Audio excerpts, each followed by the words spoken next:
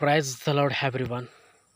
ప్రస్తుత దినాలలో నామకాదు క్రైస్తవులు ఎట్లా ఉన్నారంటే, ఎక్కువ రేటు బట్టలు కొనుక్కొని వేసుకుంటే ఇదే నిజమైన మారుమనసని, అంగుళ ఆర్భాటాలతో బ్రతికితే ఇదే నిజమైన మారుమనసని, అందరి ఎదుట గర్వంగా బ్రతికితే ఇదే నిజమైన మారుమనసని, ఇదే క్రైస్తవ్యమని అనే ముసుగులో ఉన్నటువంటి నామకాదు క్రైస్తవులారా బయటికి రావాలి.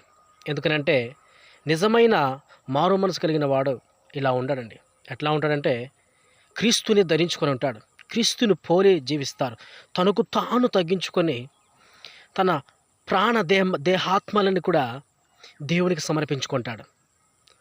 అటువంటి వారు మాత్రం నిజమైన మారు మనసు కలిగిన వారు. ఈలోక మాలిన్యాన్ని ధరించుకొనక వాటిని విడిచిపెట్టి పరసంబంధమైన వాటి కొరకు పరిగెడతారు. అనగా పరలోక సంబంధమైన వారుగా బ్రతుకుతారు. పరిశుద్ధతను అనుసరించి బ్రతుకుతారు.